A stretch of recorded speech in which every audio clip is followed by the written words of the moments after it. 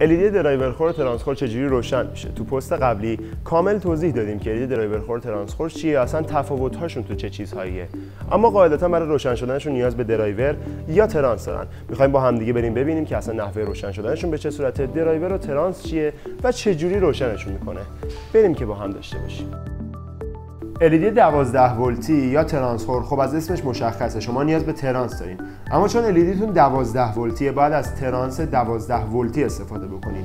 توی همه LED ها یا همون نواریای 12 ولتی شما ابتدا و انتهای LED تون دو تا رشته سیم دارین، سیم قرمز و مشکی. سیم قرمز همیشه مثبته و سیم مشکی منفی. روی ترانستون شما چند تا جای اتصال مثبت دارین، چند تا جای اتصال منفی، یه دونه جای اتصال سیم ارت دارید و دو تا جا هم برای فاز و نورتونه. ما عموما با ارت کاری نداریم. از اون جای مثبت ها سیم قرمز LED رو میزنیم به جای اتصال مثبت، سیم مشکی رو میزنیم به جای اتصال منفی. اگر هم دقت بکنین اینجا برامون نوشته وی مثبت، وی منفی، اما خب کافی نیست برای روشن کردن LEDمون.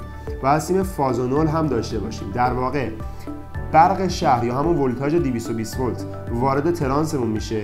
با توجه به ولتاژ مورد نیاز LED ترانسمون ولتاژ مورد نیاز رو خروجی میکنه، از طریق این سیم ها وارد LED مون میشه. اما یه نکته هست، LED های 12 ولتی گفتیم تراکم 120 و تراکم 240 داره. تراکم 120 هر 5 مترش 3 آمپر میکشه و تراکم 240 هر 5 مترش 5 آمپر، در واقع متری 1 آمپر میشه. حواسمون باید به این نکته باشه که بدونیم چه ترانسی رو با توجه به تراکم LED انتخاب بکنیم. LED جریان ثابت یا LED درایور خور، خب از اسمش مشخصه شما برای روشن شدنش نیاز به درایور دارید که خب با ترانس فرق میکنه. نحوه روشن شدن با ترانس رو تو پست قبلی توضیحش رو کامل خدمتتون عرض کردم. اما حالا بریم سراغ درایور. درایور چند تا وات مختلف داره، 8 تا 25 وات، 18 تا 36 وات و 36 تا 50 وات که هر کدوم بازه های مختلفی از LED روشن میکنن که به ترتیب نیم متر تا 2 متر، 1.5 متر تا 2.5 متر و 2 متر تا 3 متر از LED رو روشن میکنه. حواستون باشه هیچ وقت درایور بیشتر از 3 متر LED رو روشن نمیکنه. این نوع درایورهای بردی ان، نان ایزولن، اوور ولتاژ هم ساپورت میکنن، یعنی ممکنه تا 3.5 متر هم روشن بکنه، اما تحت فشاره. نباید فشار زیادی روی درایور و LED تون باشه. حالا بریم سراغ LED های جریان ثابت یا درایور خور. این نوع LED ها همیشه روشون یه فلش داره. زمانی که جهت فلش رو به بالا باشه شما دو تا جای لحیم دارید.